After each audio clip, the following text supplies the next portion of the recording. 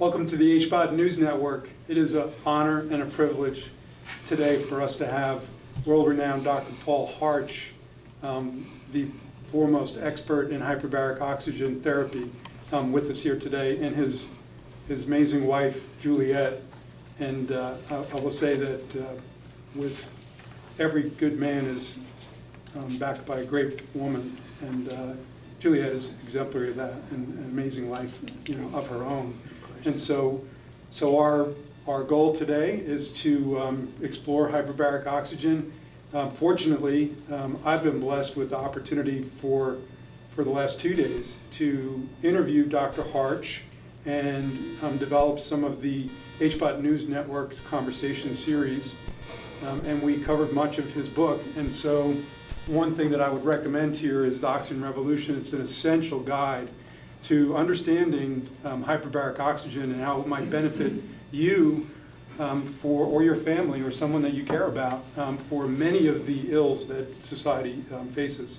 And so without further ado, welcome, Dr. Harch, Juliet. Thank you. Thank you. Great to be here. Thank you. And in our many sessions, I think maybe we'll come out with 8 conversations covering many topics. We touched on some that we decided that we would highlight today. Okay. And of course they go in much greater detail in the conversations that we've had.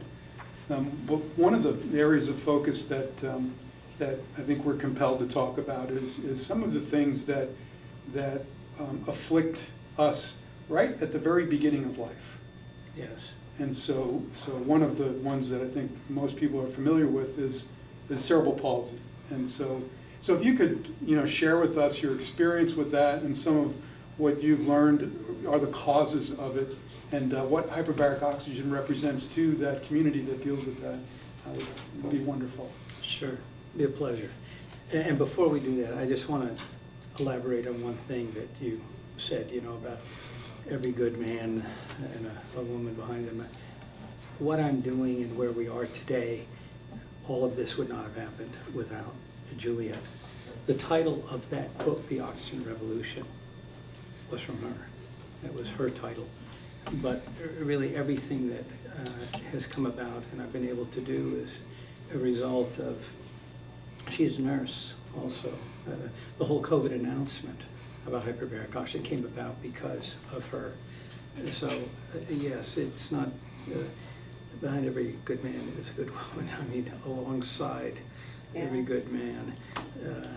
We're a pair, and what we're doing here and what has happened, it could not have happened without her. So I just wanted to get that out of the way and up front. But, so CP, yes. So CP, it is a fixed motor deficit neurological condition in children that consists of injury to the motor tracks in the brain.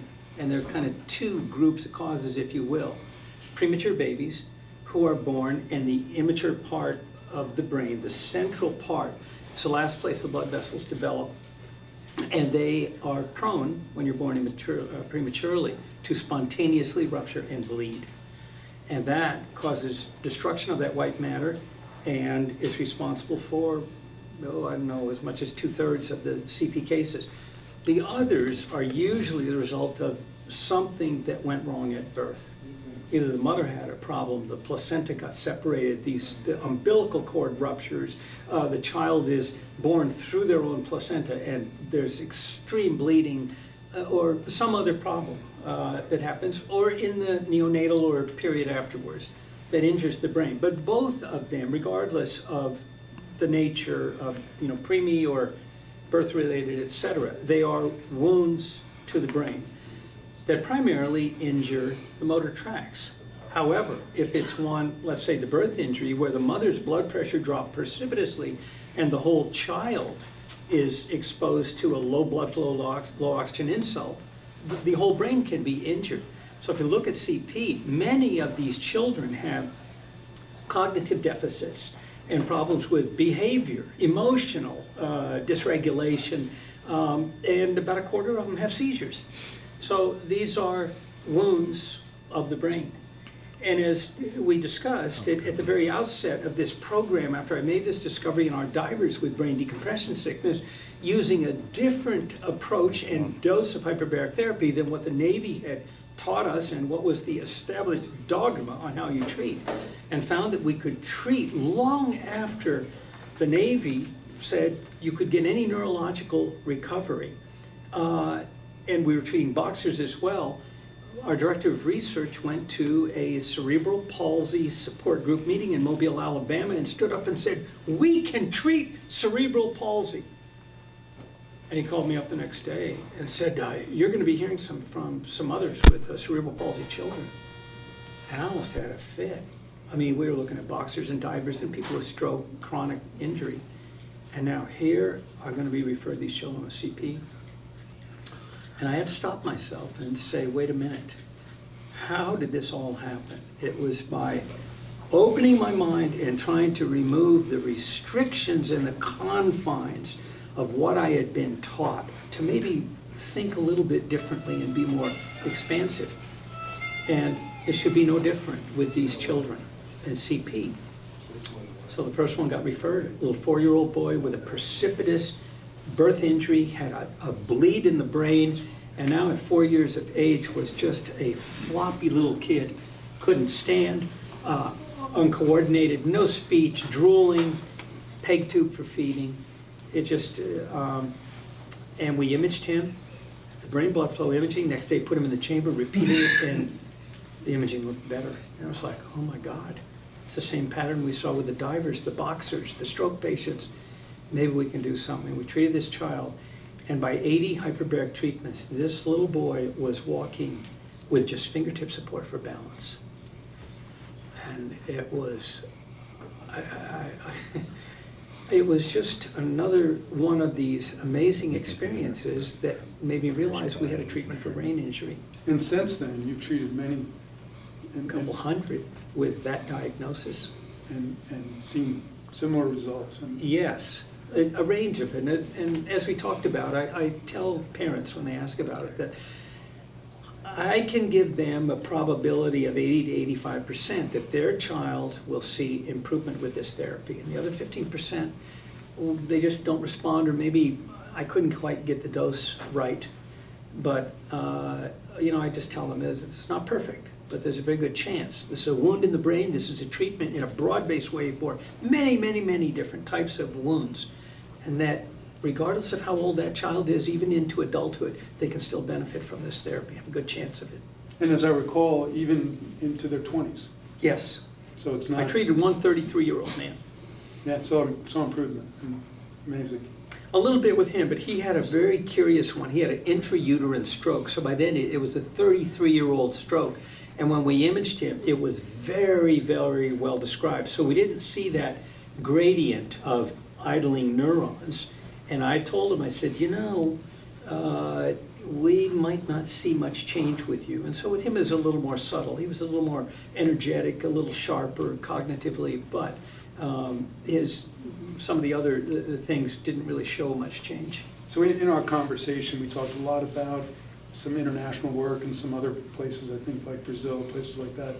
And I proposed this I want to say theory, idea, that when you look at an athlete and you see him on the playing field in, let's say, high school or younger, some are just natural athletes and some are probably shouldn't be playing the sport. And then there was me playing soccer in between. In 6 years, I was still getting plenty of splinters on the bench. And so with birth being such a difficult process to go through, very stressful on the head, of course the largest part of your body at that point, Mm-hmm. that is it possible that all of us are afflicted, even a small degree, that it's doing something. And Potentially. So, well, I noticed with 40 hyperbaric treatments that I did that my coordination got better. And so I'm just saying that maybe we all should do some just to try it and see it's helping us in some way. There should be a hyperbaric chamber in every delivery room.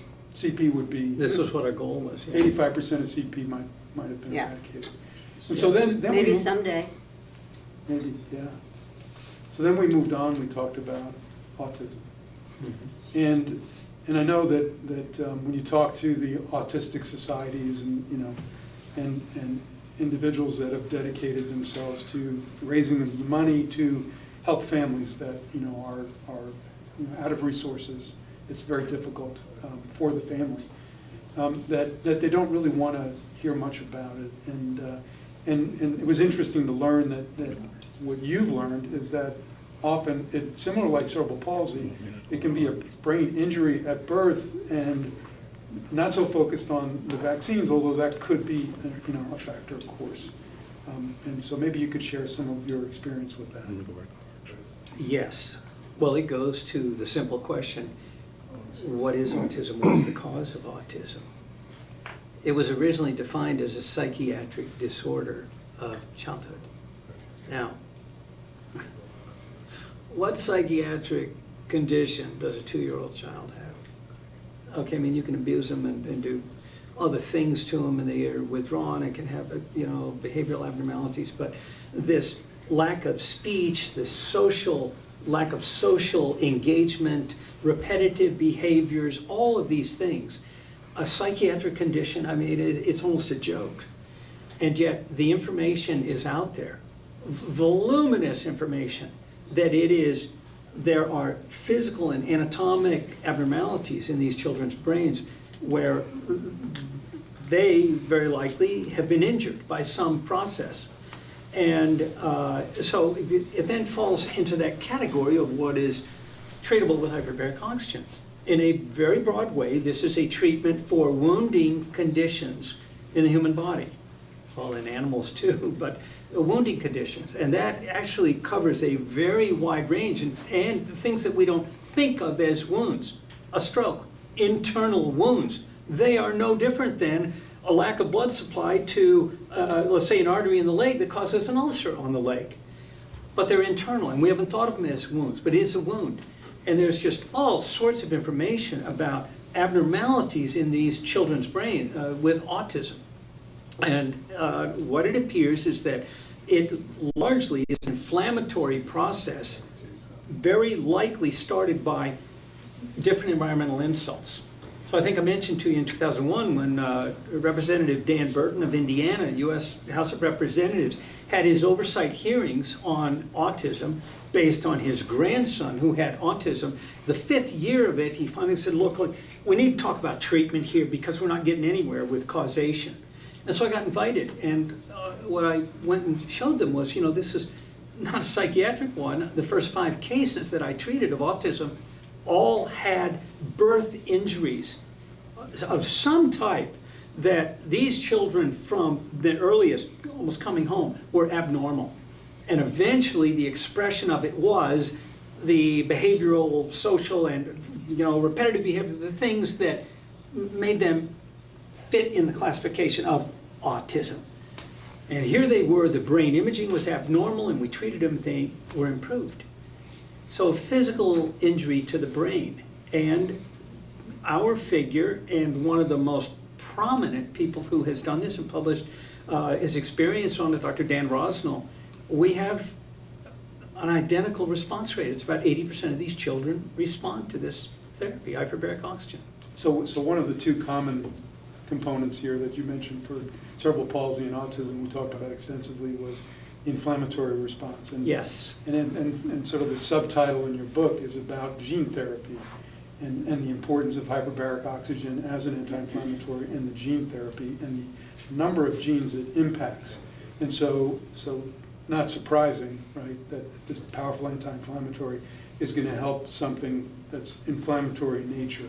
Exactly, which is why it helps in COVID, why it helps in so many different diseases. So hyperbaric oxygen has been so misunderstood for 360 years.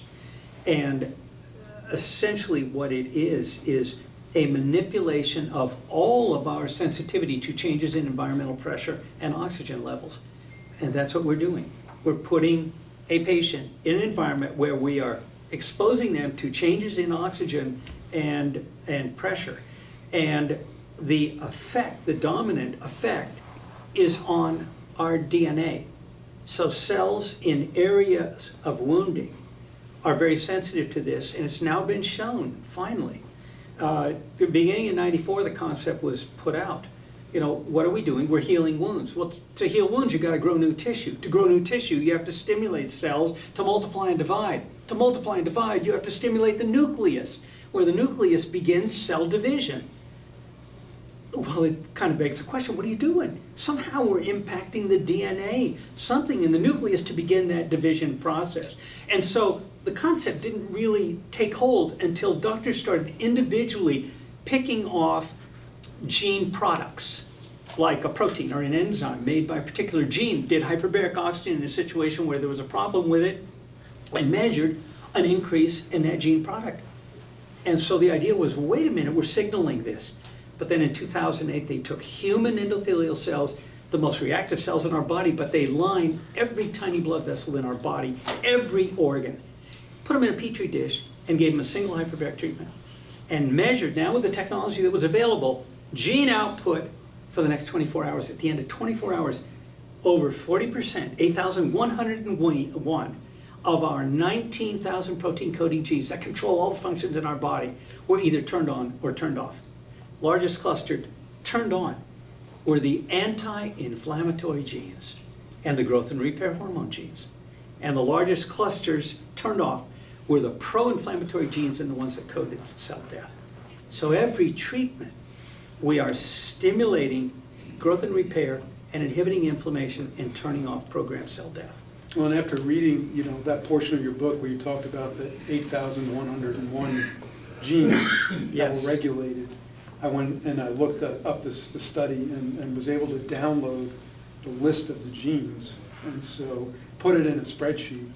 And I was reading this Engineered. book. Well, I was reading this book, Lifespan, by I think David Sinclair, Dr. Yes. David Sinclair, Right.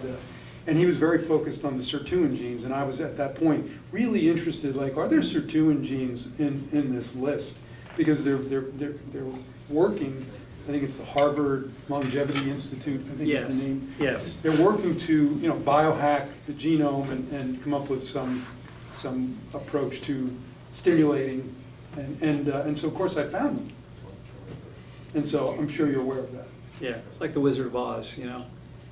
What's the moral of the story there? You're gonna look all over for the answers, what you are, but the answer's right there at home. It's right in our genes, and hyperbaric oxygen therapy for it. And we came on this from the treatment of our first demented patient in 1989. It was a demented diver.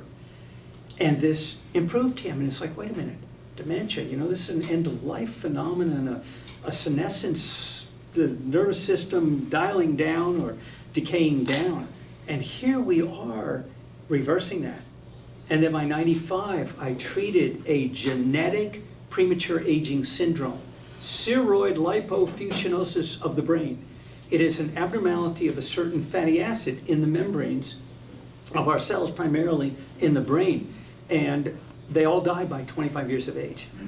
And we treated this young woman at 19, and we were able to document neurological improvement and improvement on SPECT brain imaging. And over the years, you know, it became so obvious, well, wait a minute, we're acting at the DNA. Where is aging?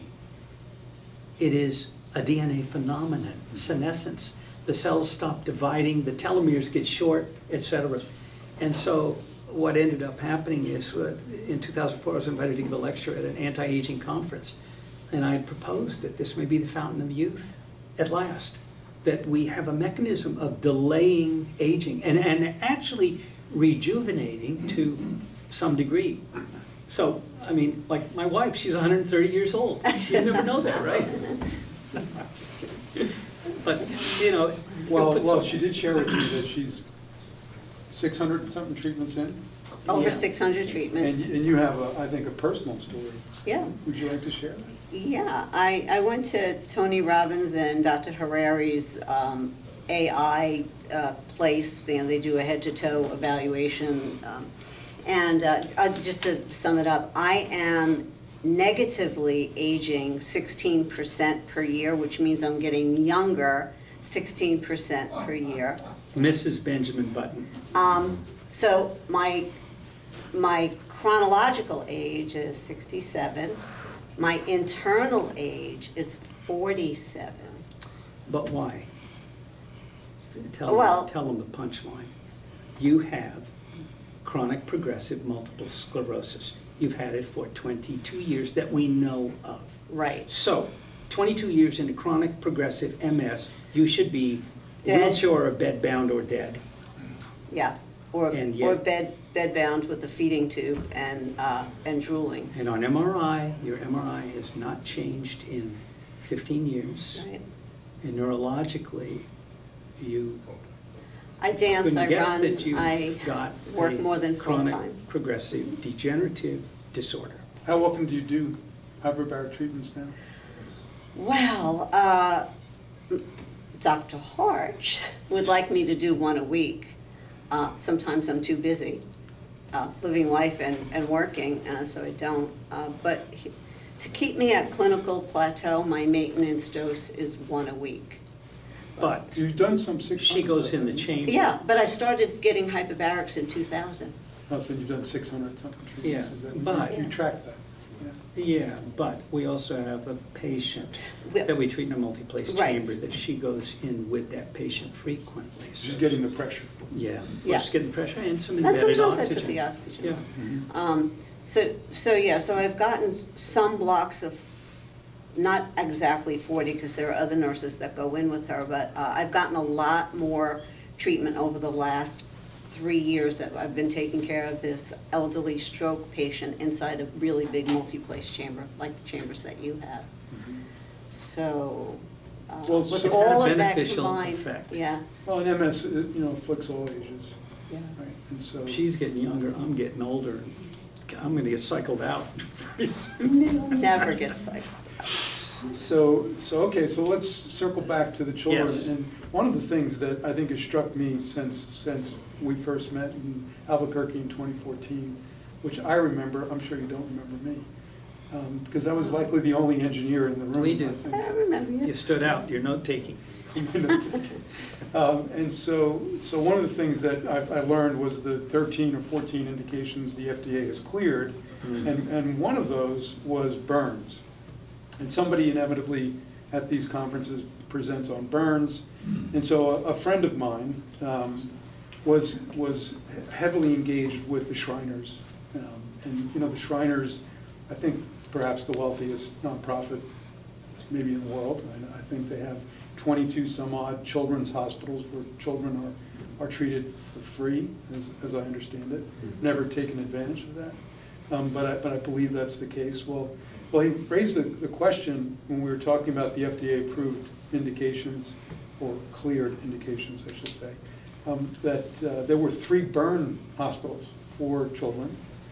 And so he thought, well, we need to talk to them, and let's find out who's in charge. And he found out, because of involvement with the Shriners, who was in charge. And we ended up with this doctor down in Galveston who was overseeing the 3 hospitals. And we brought up Paul, what's his? Cianci. Cianci. He wrote up the whole study that got the approval, or He did some of the studies, yeah, so he. but he has written a summary of the literature and the argument that hyperbaric oxygen should be used in burns. So we sent that to this doctor in Galveston and set up a call, and I wanted him to be on the call with Cianci.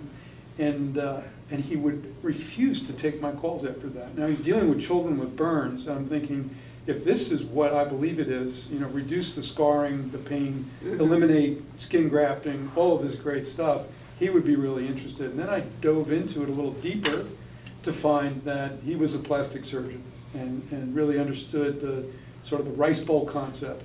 This was going to take rice out of his rice bowl, and as a result, he wasn't interested. And for me, that was very sad, because I can empathize with a child with burns, that without having those burns, just how devastating that might be in my life or their life, or some young kid. And so for me, this raises 2 issues that I'd like you to touch on. And one of them is the FDA clears these indications. There's 13 of them, but we don't see them widely used. That's the first part. And then the question is and really part of that is why we don't see it used, and why doctors are not educated. And as you had expressed in our conversation, getting your medical degree. Did you get it at Johns Hopkins? Yes. Yeah, so at Johns Hopkins, they didn't teach you, if they taught you anything, it was snake oil. So if you could, yeah, if you could just touch on that, I think we all need to know why we don't know about it, why I didn't know about it, why most people don't know about it, and what we can do about that. Well, the 13 indications were essentially recommended to the FDA by a group of hyperbaric doctors that the FDA sought counsel from. So hyperbarics came into the United States in about 1960, and by the late 70s, a lot of people were doing it. Insurance companies were getting billed Medicare, Medicaid, et cetera, and the FDA was getting around to having to clear for marketing the hyperbaric chamber manufacturers. And they went to hyperbaric physicians and said, well, what's this good for? And they gave them a list, I want to say it was 20-some diagnoses, and the FDA pared it down to the 13. But in 2001, when I went and met with the FDA to ask them, what kind of evidence do you need for new FDA-cleared indications? And they stated the evidence, and said, well, wait a minute. You don't have that level of evidence for 9 of those 13.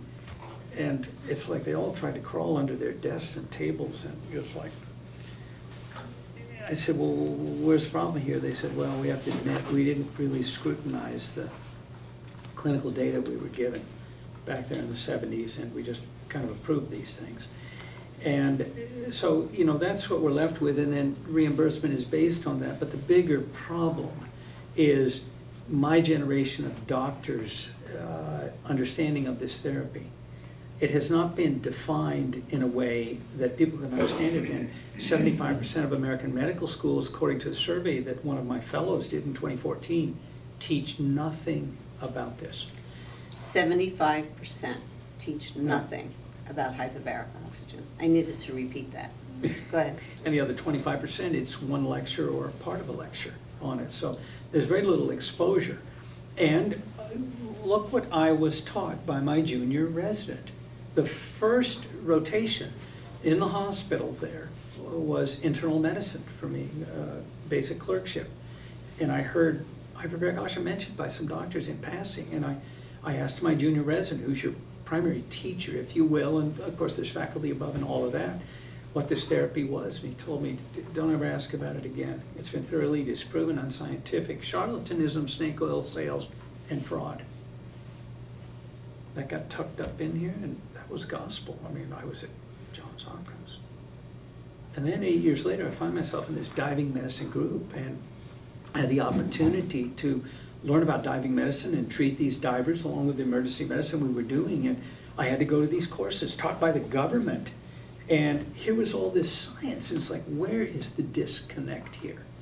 And it has to do with the way this was defined, and then the way studies were done and misinterpreted. And as we talked about, to this day, it's still happening with the Department of Defense TBI studies, the studies on cerebral palsy, and not understanding that once you get in an enclosed space and you turn up the pressure and the oxygen level, your whole body, it is bioactive on. And so even small amounts, it's been shown in experiments that as much as less than a centimeter of water pressure is enough to induce bioactivity. And all living organisms are sensitive to changes in pressure and oxygen. So look at arthritic patients. They can tell you when a front rolls through, storm is coming, their joints sing, they're symptomatic. Similarly with high pressure systems, people generally feel better. But we're very sensitive to it, and that has not been acknowledged. And it's the root of this therapy. It was defined by those 13 diagnoses. So they made a definition that said, this is a treatment with 100% oxygen for certain recalcitrant, expensive, and otherwise hopeless medical conditions. Keyword certain. Who determines certain? I would argue every chronic medical condition we have is hopeless, otherwise, untreatable, etc., recalcitrant. We don't have treatment for chronic disease. But the certain is determined by that little group of doctors, and them putting it on a list that the insurance companies then recognize. And that's where the holdup is, part of it. Well, one of the bigger battles being fought now with the FDA is brain injury. Of course, Yes. and a lot of what we've already just talked about is associated with the brain, the cerebral palsy, the autism, and all that. And even in the Research Triangle Park where we are here, I believe there's maybe 5,000, as many as 5,000 adolescent concussions, brain injuries a year. And so I have been with very senior psychiatrists to ask the question, if there's inflammation when you have a traumatic brain injury. And they're very reluctant to say yes. Now, so I know you're being kind to the medical profession, but to me, as an engineer and a non-medical professional, some of this is so obvious. You have the most powerful anti-inflammatory therapy available that we know about that was introduced to the world hundreds of years ago, and there's resistance to it. And so I just can't believe that they can't open their eyes and open up a simple document, understand the gene therapy part of it. So doctors need to grasp that and rethink what they were taught. I believe, I go back to the rice bowl theory, because that doctor had everything he needed to know. All he had to do was read this document. It was all organized and done for him, and didn't want to look any further. But you got to explain the rice bowl. And what the study showed was it will reduce the number of plastic surgeries, debridements, and skin grafting procedures. And so it's a financial threat to him. Yeah. And this has been a lot of the problem with the application to neurological diagnoses and And the to hyperbaric medicine And to physicians. MS, right? To MS. Can I just say something about MS? Yes, of course. So I have a neurologist, just so that I can get an MRI every year. So I go to him once a year, and when I'm in the waiting room, I look like a pharmaceutical rep compared to all the other people in the waiting room. They're in wheelchairs, they're drooling, they're stoned out, they've got canes, they're disheveled. And do you think that he would tell one other patient what I'm doing? No. He knows did not me. refer He won't one acknowledge. patient. Won't acknowledge what we're doing, and he keeps saying, well, wow, we don't understand it. You're doing really well. You're doing great. Whatever you're doing, keep doing it. Whatever you're doing, But keep doing it. He knows I'm doing You hyperbaric sure you don't oxygen. want to try I'm a large. drug? And she says, I'm getting 2 drugs. I'm getting pressure and oxygen. Well, whatever you're doing, okay. Keep doing it. How many Yeah. years in a row, So, 15, now he Yeah. retired. yeah. Yeah. And my MRIs, like I have one big lesion on the top of my head that never changes. But I have the lesions Scarred. from the year before are gone, and I'm developing new little lesions. So I'm always going to have primary progressive multiple sclerosis, but I'm not symptomatic. And the little lesions from the year before keep on healing. So it's just so amazing. I just wonder, why doesn't he tell anybody else? All these people are suffering and dying, and There are published studies that are negative, showing no effect. But the most rigorous study ever done was published in what is considered the most influential and highly respected medical journal in the world, the New England Journal of Medicine, in 1983 or 1985 by Dr. Boguslav Fischer. And it was supposed to be the definitive study funded by the MS Society to show that this didn't work, because Dr. Neubauer and others had been showing that MS patients were responding to hyperbaric therapy. A randomized, prospective, blinded trial, double-blinded, randomized, prospective, double-blinded blindedness, if you will, and it was positive. And Fisher ended up discredited. They took his chamber away. He ended up leaving NYU. But it is, to this date, the most rigorous study, and it's positive. And there are 70 centers in the United Kingdom operated by MS patients where they treat themselves under the direction of, used to be Dr. Philip James, who's now retired, but So- these are ongoing centers. 70 hyperbaric centers just for people with MS in the Right. UK, and it's not recognized in the United States. Yeah, so Or there- by the UK government, so, to be fair. Yeah. So there you have it. And so here Yeah. we're talking about the brain. We have traumatic brain injury, we have Right. CP, we have MS, we have burns. If you look at the 13 Wounds. Yeah, they're all wounds, are they Mhm. not, right? So you Mhm. look at the 13 indications cleared by the FDA, and it seems to me, from an engineering perspective, with basic biology in high school under my belt, that there's a connection and there's a lot of gaps. And so why is it that we have all these gaps and no one's looking at it? Well, then you look at the studies, and they have been looked at. And my interpretation of it is everything goes right to the goal line, but nothing gets taken in. And so one of the things that I believe is that you can't patent oxygen. It's been around since the second day when the atmosphere and oxygen showed up on the earth. And Oxygen is a God-given element, yeah, and it can't be patented. can't be patented, or that patent ran out long ago, and the guy Yeah. who patented it probably would never care about that. Right. And so that's the rice bowl theory, is that there's no money in it, so we need to have something that, we can have a higher margin. And so there's the business side of that. Mhm. And so it seems to me that inflammation, as has been brought up for the last 2 days, quite a bit, is the driver with much of what we as humanity suffer from. So in the spirit of humanity, everyone needs to look at the opportunity of hyperbaric and see if it fits into their future. I know I'm preaching to the choir, but Definitely, Yeah, yes. Yeah, Purpose the book was written. yeah, Go out and get this. yeah.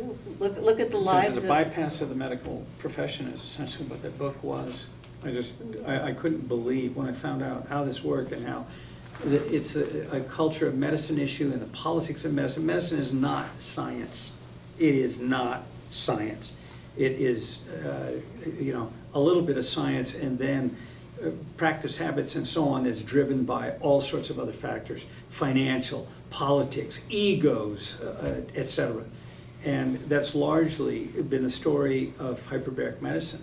Misinformation, misunderstanding, badly done studies, misinterpretation of results, and then condemnation of it. And then after this gets going, and it's continually repeated, Juliet's perfect statement for this, condemnation before investigation, where a doctor will just in a knee-jerk fashion be asked about hyperbaric, oh, that doesn't work. Oh, that could kill you. Makes people go blind. All these things come rolling out. And there's no factual basis for it. And the patients trusting their doctor and that he's the purveyor of knowledge and going to give you an unbiased opinion based on the scientific knowledge, they believe it. Well, he's the doctor, right? Well, no, he's grossly misinformed. He's expressing his opinion. And just like you go out and buy anything else, you need to call your doctor on it and say, well, what makes you say that? Or what evidence is there in that? Let them try to explain themselves. And why they would try to restrict you from getting this. Because really, I feel it's a criminal act. If you don't know something about something, if I'm a refrigerator salesman and somebody's asking me about a refrigerator and, some new development in a competitor, oh, that doesn't work, it's trash. Okay, well, what's the harm? I don't buy that refrigerator, I buy this one. But in the medical field, you disparage some therapy that has the potential to improve somebody. You've denied them that opportunity. And now, years later, what do you do about that? It's almost human nature. You can't, suppose you're proven wrong. Can you go back now and, oops, I'm sorry, geez, made a mistake. Well, one of the things I've noticed There's in the book, liability associated with it. one of the things in the book is you're a lot kinder to the medical profession. And understanding of them, but I can imagine the frustration and the concern about the future and how it's been blocked. Yeah. And one of the things I learned was when I went to the doctor is ask them what they knew about it. And I recommend people that want to ask their doctor, because they trust their doctor, about hyperbaric oxygen, is just say, what do you know about it? Because I think the doctors in general, they're going to be honest. And they're going to tell you they don't know about it. But if you ask them if it's good for It's you, a good doctor. if you ask them if it's good for you, chances are they don't know about it, they weren't taught it, so it's probably not been proven. and they fear endorsing something that you go do and you don't have a good outcome for, then it's, you told me, you recommended this. And so they're very skittish about that. And the basis of it is they don't understand the therapy and what's going on. Yeah, so, That's what we're trying to clear up here. so when you look at all these indications, and internationally, hyperbaric is used for, I think it's well over 100, When you add them all the different countries and sort of the mix of what's being treated, that one thing they all have in common, of course, is the inflammatory condition. So many of them, yes, and it's a treatment not for specific diseases, but the underlying disease processes. Those are basic, and they're common to many diseases.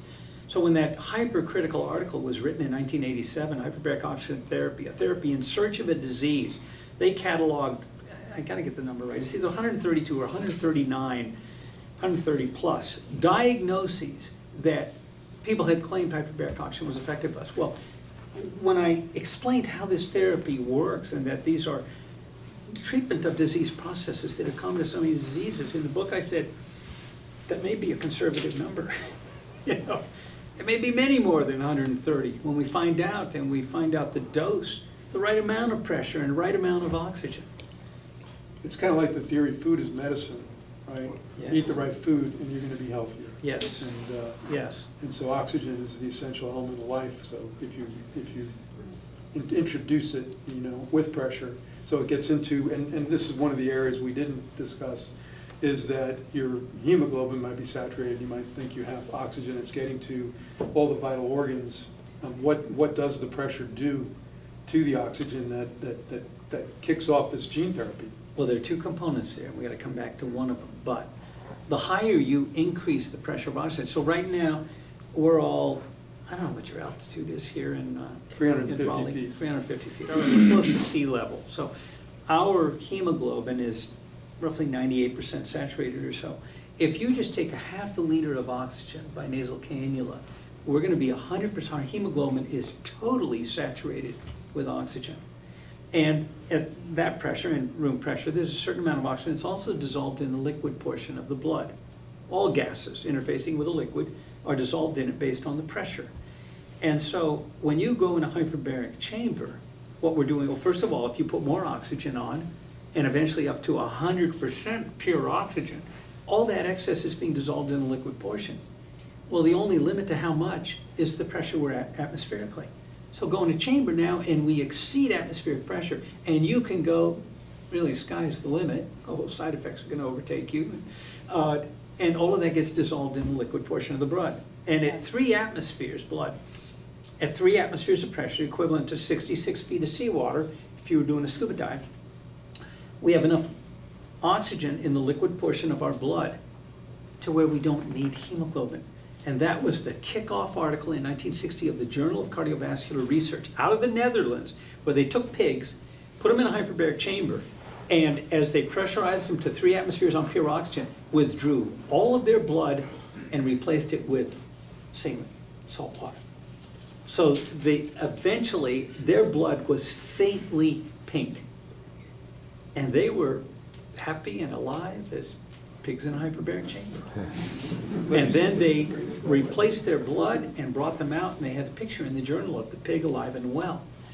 And the point is that that is the dissolved oxygen component, and that is what is freely available. So as you go in a chamber, that is what is freely available for signaling. But the other component is pressure itself. Barometric pressure is bioactive. It's like temperature. It's called a thermodynamic intensity parameter. And this has been the secret of hyperbaric medicine that nobody has appreciated, and why pressurized air has benefit. It is the barometric pressure itself that we are all sensitive to, as in weather fronts, etc. And so it is both the effect of pressure and the effect of that increased oxygen, and the different levels of them have been shown to activate different gene sets. So there's not only independent sets, there are overlapping ones, and there are interacting ones. So the pressure and the oxygen, and now throw in argon and other medical gases, and we've got this glorious therapy that is activating our genes, the net effect of which is due to the combination of these things. Yeah, so, that sort of raises the issue is that, and you've talked quite a bit about dosing. Yes. And the importance of dosing. And one of Right. the things that I recognized going to the conferences is that was a lot of differing opinions about, what was the best dose. And dose being percentage of oxygen, primarily the pressure. And the different devices and the doctors that are using that. And then there's the home unit, people have the Yes. zip-up bag. And so what can you tell us, about your experience with dosing? There are 4 components of dosing. Well, yes, actually, there may even Four be more, components but of yes. dose. Not just pressure and The oxygen. dose, first of all, we got 2 drugs. We got oxygen, we got pressure. So it's how deep you go, how much oxygen is there, the level of pressure, how long you stay at that pressure.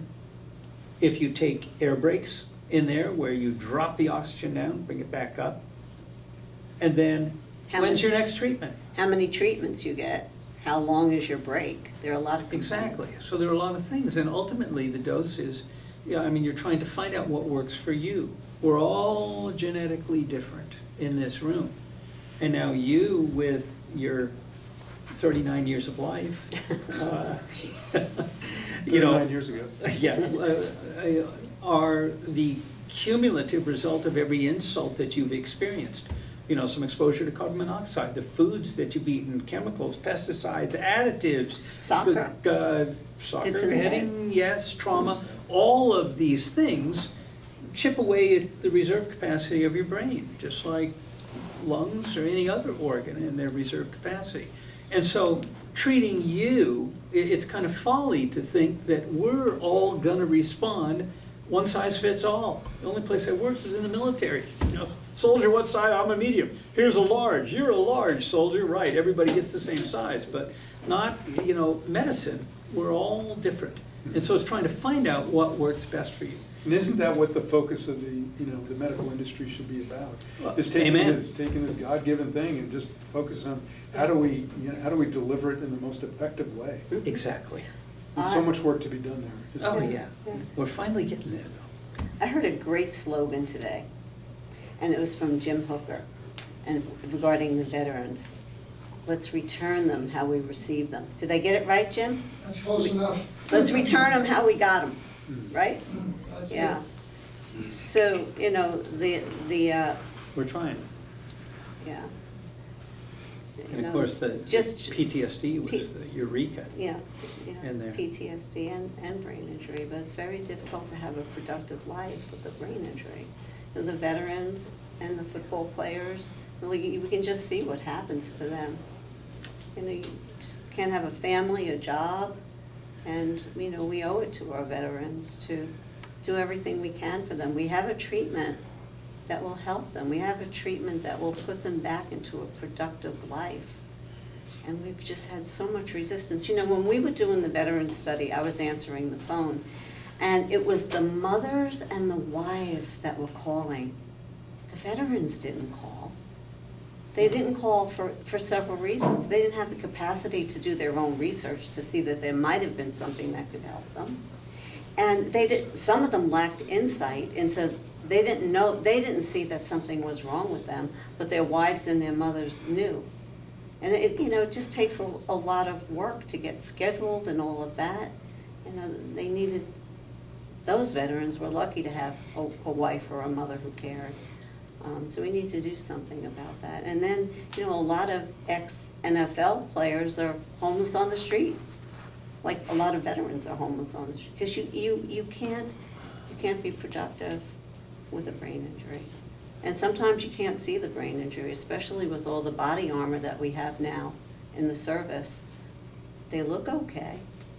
Well, and But- then it gets misdiagnosed. A lot of times it's misdiagnosed as psych. And see, like autism, where is a chronic condition from mild traumatic brain injury classified?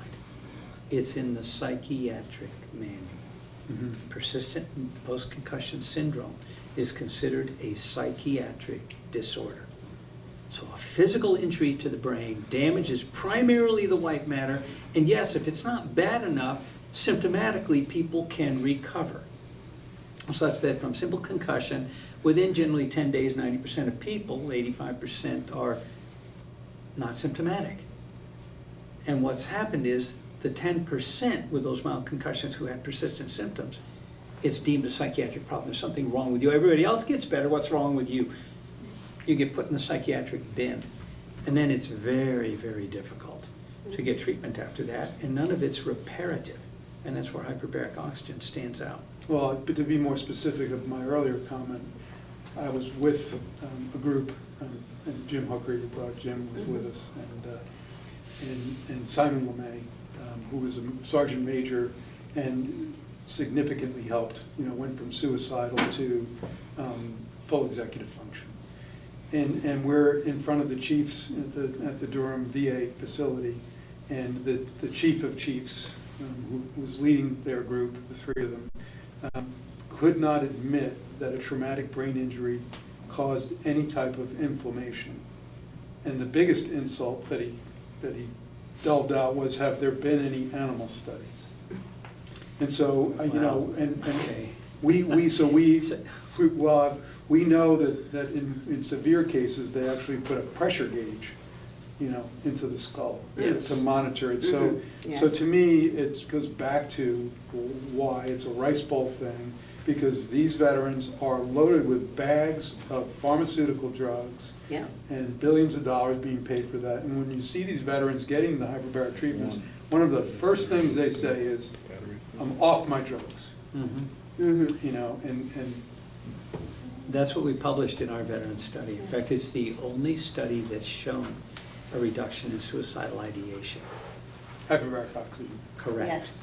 And it's in the study there, in black and white print on top of it.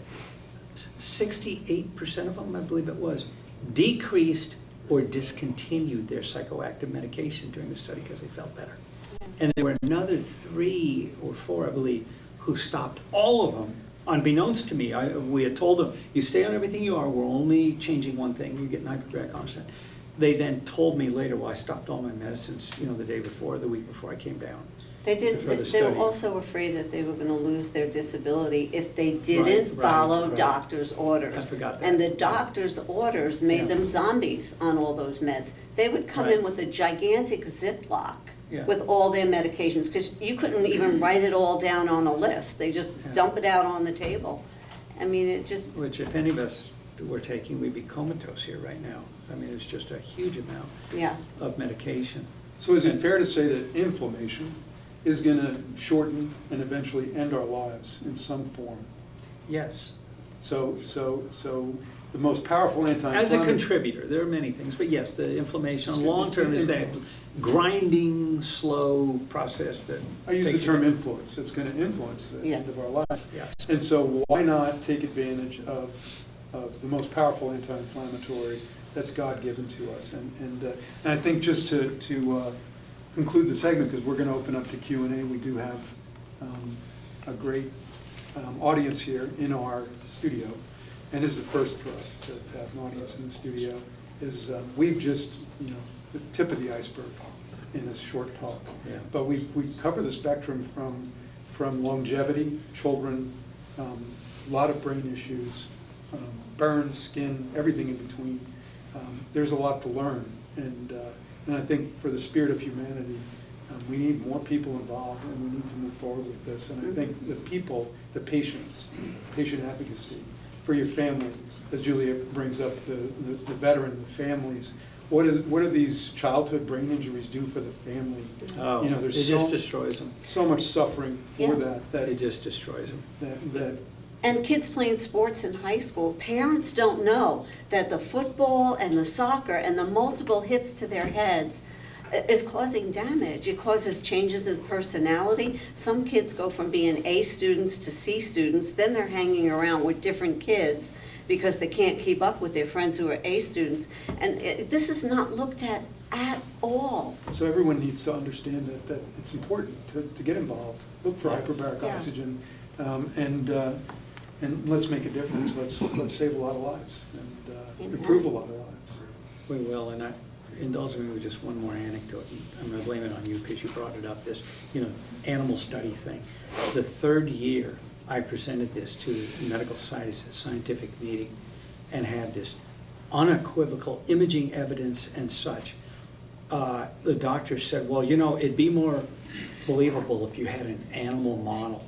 Now, these were chronic cases, years unchanging. And I was naive and new to this game. I said, oh, okay, I'll go do an animal model. Well, you go do an animal experiment, you have to put it before an animal use and experimentation committee, and you have to do a literature review that looks at all the medical literature to find out if somebody's done before what you're trying to do, so that you're not just wasting animals. And when I did that, we were shocked. We could find no publications in the history of science where someone had attempted to treat a chronic brain injury in animals. None, zero. So I applied the human protocol, I hate that word, but the human dose that we were using to the rats and got statistically significant improvement in memory and cognition and an improvement in brain blood vessel growth. And in the article in 2007 it says, this is the first improvement of chronic brain injury in animals in the history of science. Nobody challenged it. And today that still stands. So I wish I would have had that ammunition with that psychiatrist. Exactly. But as I understand, science it starts with small animal, large animal, Yes. Europeans, and then Yes. Americans. Yeah, that's right. Exactly. If you don't kill and maim the Europeans, then you bring it to America and you do the real studies, and then, it's believable. Well, so- And here we were doing it in humans. We had to go back and do it in the animals. It was just a joke. So millions and millions of humans benefited from this, and so now we just need to do it. That's what this is about. Safe and effective. So Yeah. how about we open it up to some questions from, Sure. from our audience. All right. So if you have questions that you would like to ask, if we can just have one person at a time come up here to the microphone in the HBOT News set, that way our viewers can also get you guys on the live stream. Dr. Harch, I just want to say to you and your wife, on behalf of the North Carolina veterans who have benefited from oxygen therapy, we are very grateful for your profession, very grateful for your contribution. It's been very special in a lot of respects, and it's been especially special in my life. And the result of that has been very special to the state of North Carolina. And we're grateful for all of your experience and the many, many patients that you treated and all of the extraordinary stuff you just talked about. I'm kind of focused on this problem that we have with the United States government. And in particular, it has to do with what you were just talking about earlier, in that we're looking at TBI and PTSD as mental disorders under the DSM-5, as you know, the Diagnostic and Statistical Manual of Mental Disorders, instead of treating them as an injury. And my question has to do with that, and it goes like this.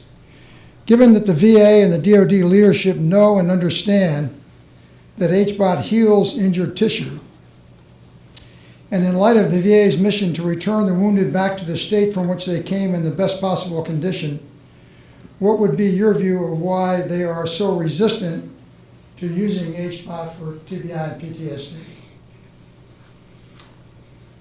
Well, it's some things that I alluded to earlier. The history of this has been a lack of understanding of this therapy. And one of the problems has been the hyperbaric medicine physicians themselves and their influence through the medical societies with the federal government.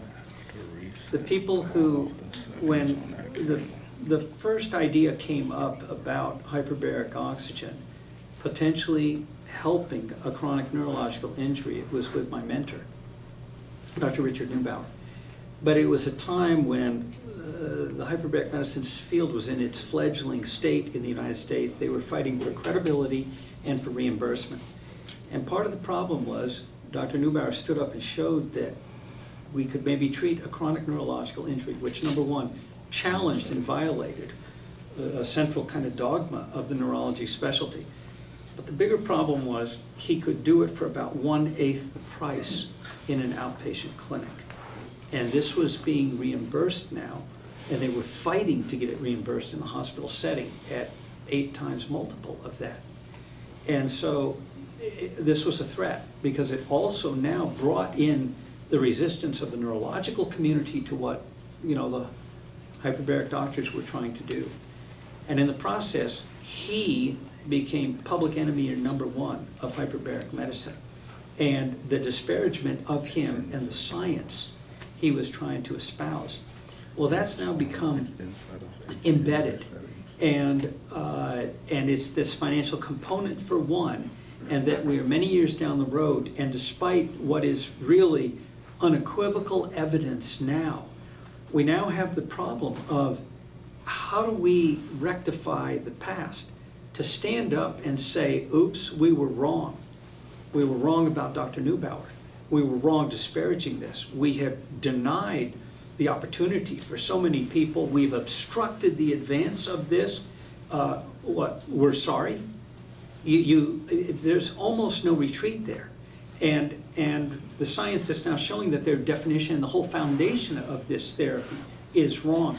It's almost insurmountable, not completely, but it is a major obstruction to this.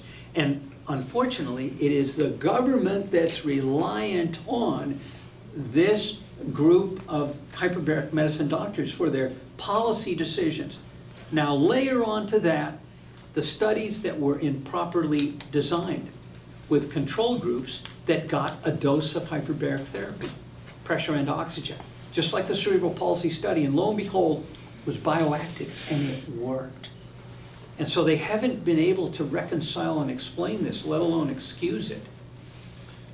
In March, I published an article that is now a systematic review of all of this evidence for traumatic brain injury. It is unequivocal that this is beneficial, and it meets the highest criteria. And in there, all of this is discussed, and that needs to be the foundation going forward for the advancement of this, because we have the evidence, we have the arguments, everybody wants to rely on the science is there, it can't be refuted. But in the process, there's going to have to be an acknowledgement that the past, things were wrong. And it is only through dissemination like this and open public forums that this is going to be identified.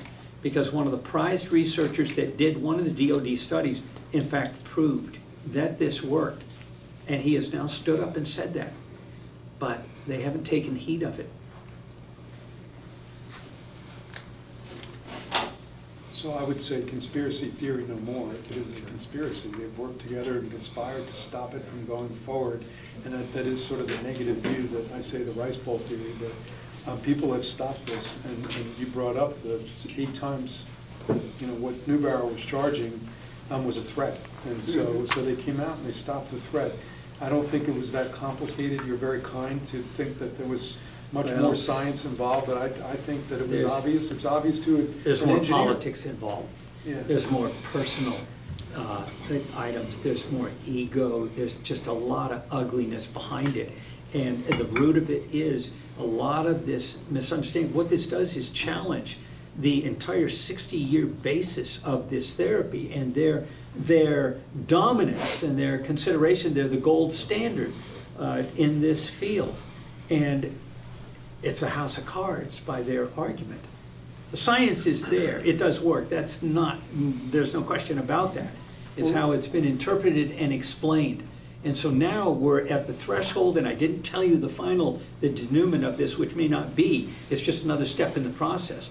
I put the new definition in front of them and their journal, and they have rejected it, not on scientific grounds. And so it's now been published. It is going to be published within the next few weeks in another hyperbaric medicine journal, peer-reviewed, respected, etc. And can I say something? So it's also very difficult for all of these old doctors to do an about face and to say that, sorry, we were wrong. Yeah. They just don't, yeah. There's liability as well, potentially. as you said, Dr. Harsh, medicine progresses as, Funeral by funeral, that was Max Planck. Max Planck, okay, one doctor at a time. yes. Let's And see. it's true, because it's hard to teach an old dog new tricks. We have another question. All right, yes, I'm sorry. Thank you. Thanks to everybody here. Really look forward to getting to know you a little better, Dr. Harch, and your team. I think my question's kind of unique. I was born and raised in D.C. I'm 58. I think my telomeres, which Ed is going to work with me on here in the coming weeks and months, I think my telomeres are 78, so I'm the exact opposite of Mrs. Harch. But here's the reason. I've been addicted to tobacco. I've been addicted to alcohol. Been addicted to cocaine, opioids. In my past, I'm seeking help for some of it. You see the look on my face. I'm living a good life right now. But after reading your book, explain what I think I'm going to see from Ed when I come up here about my tired brain. Your tired brain's going to be less tired. So, I mean, it's just, again, I'll take us back to the basics. Has your brain been wounded? Yes. All of that substance takes a toll. Go to one of the congressional hearings where I presented these cases, and a case, and I showed it in lectures, of 68-year-old guy, alcoholic for decades, but brilliant guy, very productive, extremely wealthy, made a lot of money in the business, the tech business and all, but he damaged his heart.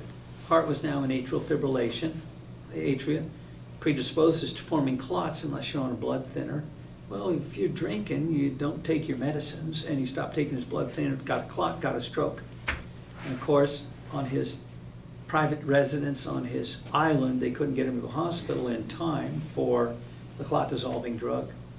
So a month later, a colleague of mine, a neurosurgeon who was a friend of his, referred him. He came down, and I treated him, and it's a shame his sons won't let me use the video. It is just a dramatic effect, but I imaged him. And what we saw, and I didn't know it, the whole month I was treating him, he was drinking heavily. Despite that, he made this remarkable improvement. And on the imaging, what you see is the effect on the whole rest of the alcoholic brain. It affected his stroke as well. And now, I mean, I've treated countless people with substance abuse injury to the brain. Interestingly, SPECT brain imaging, what is one of the uses of it that was originally cleared for, but it was stroke, dementia, and they showed it with cocaine effects in the brain. Well, seizure disorders, but one of the demonstration videos is about the effects of cocaine on the brain and how you could image it with this modality. So what I've treated is a large number of people now with wounding of their brain due to substance abuse. And this has a regenerative capacity to it, such that you can reclaim lost reserve capacity to varying degrees, and depending on how long you do it and how much and so on. We don't know whether you can kind of Benjamin Button this situation to some degree. You can. We know that. It's how much. And I'd so, like to one quick follow-up. Should I Yeah. come see you, or is it okay to see Ed? well, if we start with the rice bowl thing, you're here. Go see Ed. Ed, Yeah. go see Ed. Hi, Maureen. Good afternoon. Thank you so much, Dr. Harsh. I have a question because I've had a heart transplant. And as you know, I take immunosuppressants every 12 hours. And I'm concerned that if I ever wanted hyperbaric oxygen, that would interfere with the suppression of the immune system. In fact, it might cause a rejection of my heart. Is that the case? We don't have any evidence of that. And hyperbaric oxygen is immunomodulatory. It essentially affects an immune system that is dysregulated. So the overactive immune system, the underactive immune system. You've got an artificially suppressed immune system. This could be healthy for your immune system, but it can inhibit rejection. Right before Hurricane Katrina, I had a project with a doctor with the main transplant organ service at one of the major academic hospitals in New Orleans, and I was treating 4 lung transplant patients that were all showing chronic rejection. And it was a complicated thing, but clearly 2 of them had a suppression of their rejection. Now, you are not having rejection, but to activate your immune system to reject you, I don't know that that's been seen. And we've treated a lot of transplant patients, for instance, kidney transplant patients who are diabetic, for diabetic foot wounds. We don't see their kidneys rejected. Okay. So the evidence would be against activating your immune system to reject your heart. Thank you.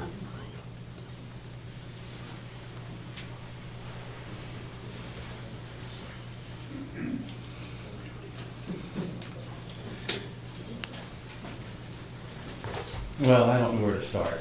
Anywhere. We met in 2008-9. I was the director in North Raleigh, and you were doing the DOD. I've communicated with Duncan over the years, and What's your name? Who are you? Dr. Stevens, James Stevens, Okay. and and I've had my own battle wounds. Right, medical board came to me and said, cease and desist. I am now with Ed. I've been Ed. It's Ed approached me. How many years ago? So 8. But I want to say, hey, thank you. I'm an apostle. Right? There's nothing that you've elucidated that I'm not a big believer in. I have a private practice. I'm a chamber of 1, up to 2 atmospheres. Okay, but I think the questions that I have probably are questions that you've entertained at the podium back in Colorado, down in Charleston, which is the controversy around dosing in concussion. Yes. So I started a sports medicine practice in this town. We have 65,000 patients, 15 providers, and we do about 1,000 concussions in this county per year, visits. And it has been an extraordinary hurdle to try to bring even my junior partners over the fence. And the question comes up, what's the dose? How many treatments, right? I've been very impressed over the past few years with some of your position on low dose, right? Pressure, 1.3, 1.5 can get it done. But we're all looking for, right? And it sounds like what I'm hearing you say, you got to get in the game, and then you just have to take it one patient at a time. Everyone's a little different. True, but still, you can't look at somebody and say, you'll be a 1.3 air with a little supplemental O2. You're a 1.5 of O2. You're a 2.0. You don't know that. And of course, where we started with this was exactly that, trying to find, first of all, if this therapy could affect any brain-based neurological condition. And gotta have one variable. We just chose and looked at one dose for which there was precedent treating acute severe traumatic brain injury and stroke in Germany. And then my mentor, who had used it for stroke and some other conditions, and there was the MS literature suggested it from that study at NYU in '83, that while they gave 2 atmospheres when they measured the blood level of oxygen, in fact, they were getting somewhere around maybe 1.5 atmospheres. And so was there some magic to that? So that's where we started. And everybody got the same thing. And what we found was our treatment time was too long for some patients. Certain diagnoses did not show and were very sensitive, and we got some side effects and so on. And so, I've still struggled with, in the process and in the Bayesian practice of medicine, you do that, it works, okay, you keep doing it. Oh, it didn't work there, so we got to change something. And it alters how you do it. I did get a feel, if you will, but it still is not exact until now I've been working on this the last 3 years, and conceptually for some time. So when we would do the sequence of scan, put someone in the chamber, rescan them, That second scan was 3 to 4 hours after they came out of the chamber. It was the delayed effect of what happened in the chamber. But I could never look at the brain in the chamber. What was happening under that pressure and oxygen? Now I can. And what I've done is adapt quantitative EEG to where I can do it outside the chamber and then in the chamber and take the patient through a multi-dosing profile of different pressures, oxygen levels, mixes, etc., and look at the brain live, record, and then have it quantified. And it's now given me a new starting place where I can see the brain more optimally functioning in a given range. And while the answer's not completely in on that, it's been a good guideline. And it also, we're going to publish this, but it's the obvious refutation of the Department of Defense studies where the placebo air pressurization group we're now showing is so bioactive and beneficial to some, not in others, you know. So we're getting closer, and the science is there to argue for this. So think about this. I mean, really, the evidence is there for hyperbaric oxygen and acute severe traumatic brain injury. In fact, this multi-center study, I don't know how they got it passed ethically, because the evidence shows even a few treatments in that setting in the first few days reduces the mortality by 50%. Hard science, not refutable. And it's even been shown with some randomized trials in subacute, moderate to severe chronic brain injury. And now we've got it in mild, persistent post-concussion syndrome. Why wouldn't it work for acute concussion? And we've actually done that, starting back in the 90s with patients, and half those patients are my family members that have had concussions.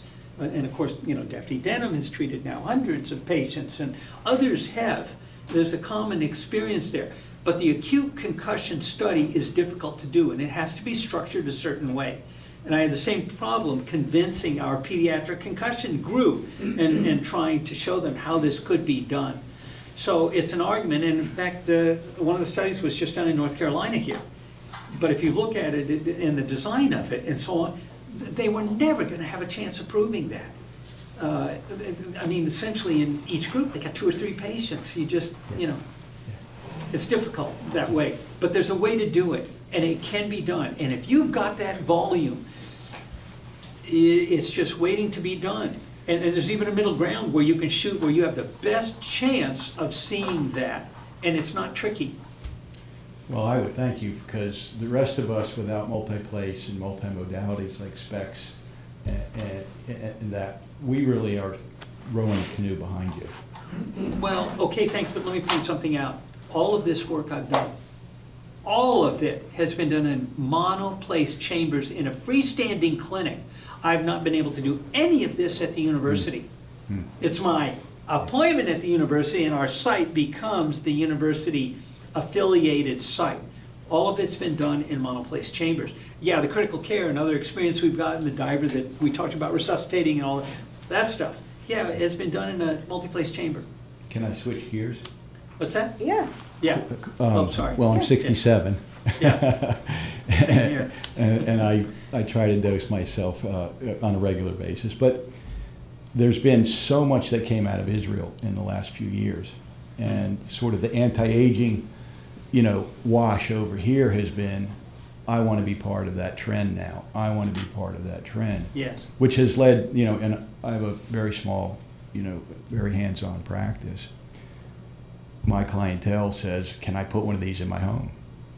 And now you start to get into that movement towards, right, who's going to do it? How is it going to be overseen? What does the dosing look like, et cetera, et cetera? Comments? Well, yes. As I talked about, in the process of doing this and trying to look at fixed dose and finding that, it was too much for some things, in particular like the drowned children. It seemed like they may be more sensitive to a lower dose and so on. I had gravitated towards changing the dose in different conditions and even looking at it with SPECT and so on. And then, but the problem was, I'd done all of this work with oxygen, and when patients come to see me, they want the oxygen. They wanted what worked on somebody else. And so I had a lot of trouble, especially, people come from all over, and if it's a big outlay of time, resources, everything, and, they want a certain thing that I had shown worked. It was hard to convince them until that little drowned girl, Eden Carlson, and I'm not Robert speaking outside, Robert Boynton. and Robert Boynton and others whose names, and we have permission to talk about them and all. But that little girl, the reality is, after she was dosed and treated so successfully, was she 100% normal? No. And it's a devastating injury. How do you continue that treatment? Come back to New Orleans every so often and live there and so on? I mean, it's prohibitive. And so it turns out she was responsive in that low dosing range that could be achieved in a portable chamber. So I transitioned her to a portable chamber. Now I've got a few hundred patients I've done that with.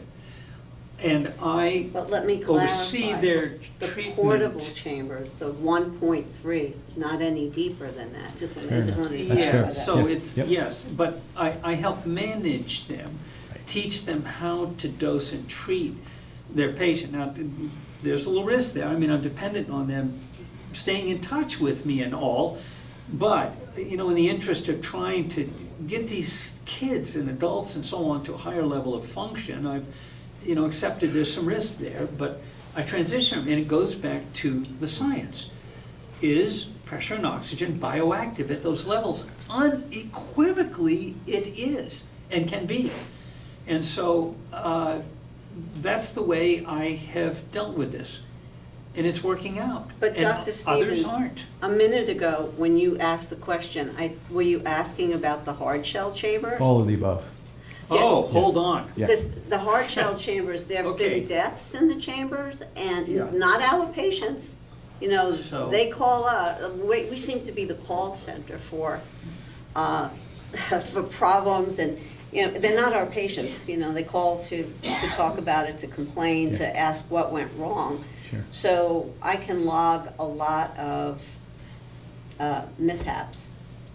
I want to clarify, they're not our patients. We had nothing to No, do I with them. understand. Yep. So there Thank you. have been deaths, Yeah. and absolutely, positively not, unless there are trained medical personnel with an MD watching over what's being done. There's huge liability, and there's risk of people really, really hurting themselves. Thanks for bringing that up. It's not a Yeah. tanning bed. People think So- it's a tanning bed. People think it's as simple as, going to a spa and going into a tanning bed, which a lot of spas have done the disservice to hyperbaric oxygen by putting portable chambers in. And nobody's watching, and nobody's trained, and nobody can answer questions. So, go ahead, you take it from here. So what happened as this got, kind of publicized, and I was presenting this stuff in the 90s. By the late 90s, I was getting phone calls from people around the country. I took my child and got hyperbaric treatment just like you said it worked, and it didn't, and now my child has this problem. Or my husband, or whomever. And I said, well, hold on, wait. And I'd slow them down, I'd get out some paper, and I start taking notes. And in 1999, Dr. Neubauer asked me at the 2001 symposium that was put on there in South Florida. He didn't want me showing all this brain imaging I had because I had such a good scanner, and he had a single head one, and the Rice Bowl and competition anyways. So he thought he'd give me this topic of the dosing of hyperbaric oxygen. Dose of hyperbaric oxygenation as a kind of innocuous. I said, Dick, you're not going to like what I'm going to talk about. I said, there are people getting hurt with this. And I collected the cases. It's in a book chapter. It got published. Unfortunately, it's out of print now. But while we were doing the formal experiment, I documented, started seeing some side effects there as we were getting up in treatments. And I went running, and at the Gulf Coast Chapter UHMS meeting in April of 2006, I presented 5 of these cases. I said, what is going on? Because it's written in, it was dogma, dictum in the field that under 1.9 atmospheres of oxygen, there was no such thing as oxygen toxicity, oxidative stress, overdosing, no such thing. So here we were in an atmosphere and a half, there was no such thing, sky's the limit. We could treat as long as we wanted. And here we got up in the 65 treatment range, and people were having these side effects. What is going on here? I went literally running to the meeting. It turned out that year it was in New Orleans. We had 110 hyperbaric doctors in the room, and I showed these cases and these symptoms. They looked at me like I had 3 eyes. Nobody had seen this. Well, nobody was really looking or paying attention, but it was oxidative stress, and we altered what we were doing. Now we started getting all of these patients calling in. Well, I put this under LSU's IRB to retrospectively look at it, and as time went on, there were more, and now there are 3 deaths with parents that put hard shell hyperbaric chambers in their home and treated their kids. And Those are the ones we know about. There's probably more that we don't know about. Yeah, because Those the are one people that called guy, us. the one guy was this engineer from local who had a child, and he called me up, I don't know how many times, asking me all these questions about the science of going over and dosing and this and that. But you didn't know he had a chamber in his house? No, and he was gonna bring his child down for me to treat, and then I didn't hear from him. A year later, he called me up and asked me if I wanted to buy a chamber. And I said, buy a chamber? Whatever happened to you? And he told me the story. He bought a chamber, had it installed in his home. The child had seizures, traumatic brain injury, and he treated, and the seizures went away, and the child got better. And he kept treating. And the seizures came back. Well, I had treated seizures successfully, so hyperbaric oxygen is good for seizures. He kept treating, and he kept treating, and the seizures got worse and worse and worse. Finally, the child died of seizures. And there are 3 of them now, like that. And so, and we've now even documented this in portable chambers, people sleeping in them and prolonged treatments in them and so on. I think the You professional can- sports, you've seen that, they've made that, they popularized it. They have. And see, the problem is, where do these people talk about their problems and side effects? They don't. They just kind of slink away because they went above their doctor's objection. They went and got that therapy that doesn't work, and now they feel guilty, to blame. And this is exactly what happened in Florida 3 years ago now with a little drowned child. That mother had called us up, was going to come, thought, oh, I'll do a little local shopping, and found this place in Delray Beach, Florida, operated by a physical therapist. And they told, oh, they worked with me and consulted with me frequently and so Lies. on. And it was a mother in my waiting room who Never. came in and said, a child died One of of your yours. patients, One she of your said. patients died in Florida. I said, oh, what is going on here? Well, on Facebook was this whole interaction that they worked with me and consulted with me. The child was on a ventilator. They took the kid off the ventilator that the parents were managing at home, and they gave the dad a bag valve mask to give to the child in the chamber, put him in there, and walked away. 5 minutes later, the dad is knocking on the chamber. The kid is turning blue. And the physical therapist came over and looked. 2 thumbs up is what it said in the Facebook thing. He gave us 2 thumbs up And and walked walked out of the room. away. Another 5-7 minutes later, this kid is stone cold dead and blue. And rather than bring the child out, they brought him out on an electronic decompression, another 7 to 10 minutes. And of course, the child was dead. Well, this didn't get reported to medical authorities, the Department of Health, anybody, because what was the mother's post? The mother, I killed my baby. I took him to this place and I did this, etc. It was, mea culpa, mea culpa. She took it all on herself. But this was total mistreatment. This was so grossly wrong. So it doesn't get reported. And we've actually reactivated this IRB now. The application is in, and I'm really compelled, but we're going to put this out there to show that, this isn't innocuous, that you can get to a point of harm. So that, I think, covers the home chamber, hard shell, soft shell, but, Well, still with soft shells, I mean, it's a 1315. I've been following your argument for 8, 9, 10 years. And even in that low dosage, how long do you go? And it depends on when you intervene. And it also depends on the diagnosis. So these drowned children, the ones who come to me 3 weeks, 6 weeks out, they don't get 40 treatments, and they can be exquisitely sensitive to oxygen. In fact, I've had children at 1.3 atmospheres of air, even 1.15 atmospheres of air, that cannot tolerate it. they increase their storming, they can have more seizures and so on. So, I mean, you have to be more careful depending on type of injury and all. But what I've done, I look back on where we started, almost glibly, based on this dictum that there was no such thing as injury. And when I presented these 35 cases, the first group of which were ones that we were doing on the experimental protocol and got up in numbers of treatments, and then all the rest of the call-in cases, you would have think I had screamed fire in a firecracker factory at that symposium. The doctors in the room and Dr. Neubauer were just angry with me that I was suggesting there might be a limit to what we could do, that there were side effects. But it's very real. And so it's a medical practice issue, Correct. Yeah, and I That's think what it that boils down to. I think Yes. I just want to say, and the benefit of going slow and steady, at a dose where the patient is responding to it and knowing when to stop and when to give a break, is that you can treat patients for years, meaning that there's no limit to healing their brain. If they get oxygen toxic and the provider doesn't understand the signs and symptoms and they keep treating them, there comes a point where they can never get hyperbaric oxygen again. So they're stuck at that level of healing. So with some of our patients, we have been healing their brains for 5-6 years, Sure. and they're still getting better. Yeah. Because it's slow and steady without oxygen toxicity. But I tried to start in a lower range, especially with these children, and then I can explore the range. And it's a conversation with the parents.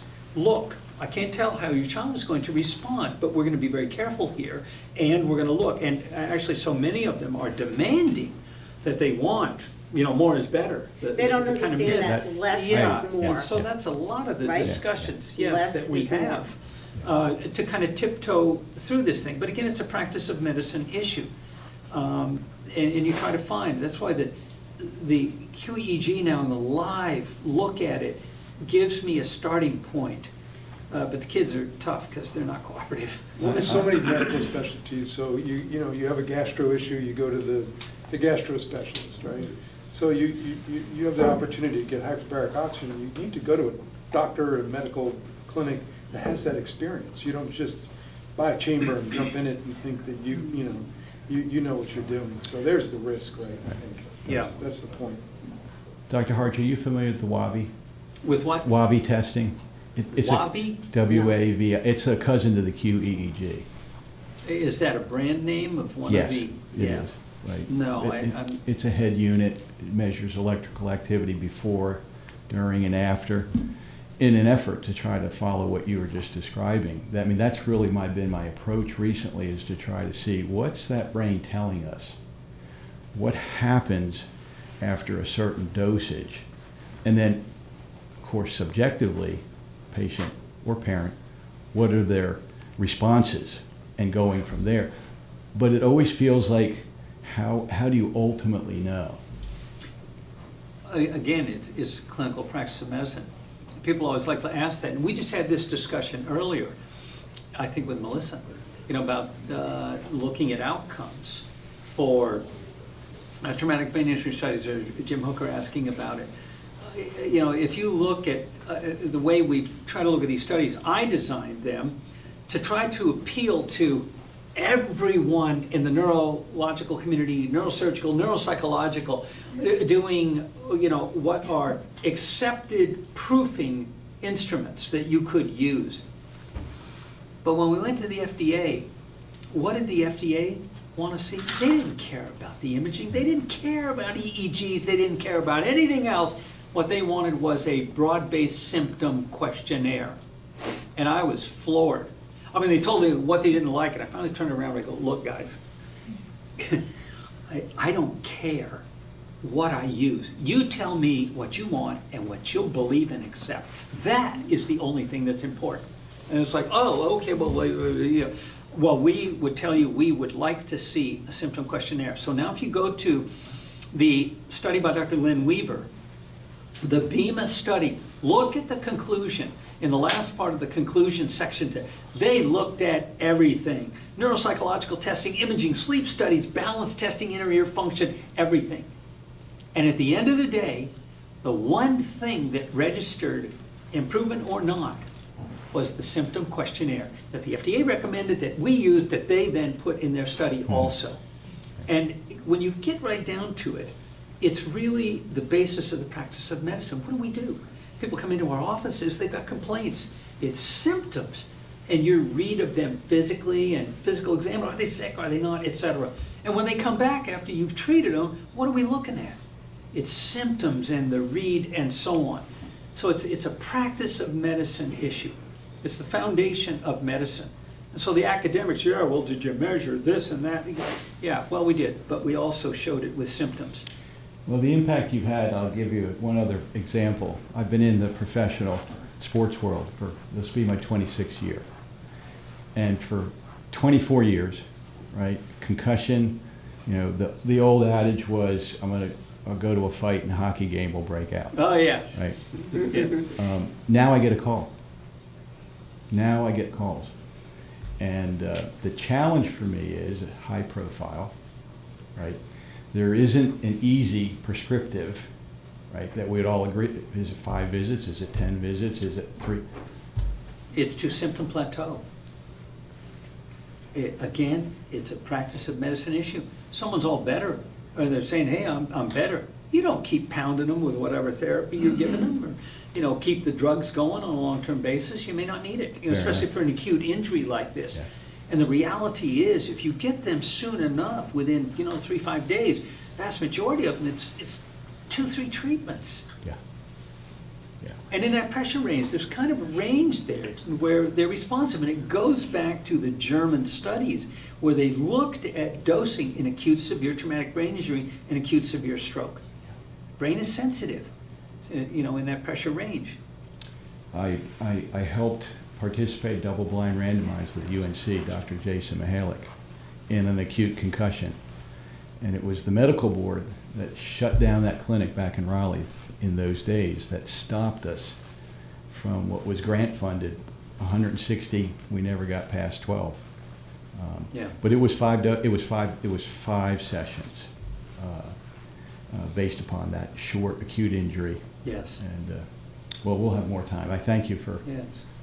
everything you've done, and you certainly have inspired me along the way. My pleasure. So we have time for a few more minutes. Any questions in the audience? I'm happy to answer those. No, we do. And so, Yeah, I had a question. Oh, Here you go. Here you go.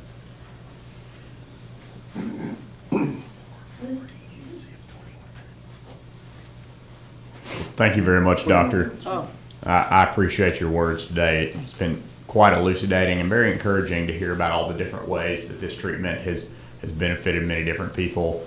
I just appreciate the years and the study that you've put into this. I've had some concussions, and I've been dealing with them for several years now, and have really tried everything out there that you might think of. And out of everything that I've tried, I will say the hyperbaric treatments have been the most effective of anything. And I have attempted to try different other things to pair alongside hyperbaric treatments, such as fasting. Here at Extra Vita, in the wintertime, we'll have like the what we call the longevity challenge, where like people will fast for 2 weeks at a time and undergo a number of treatments.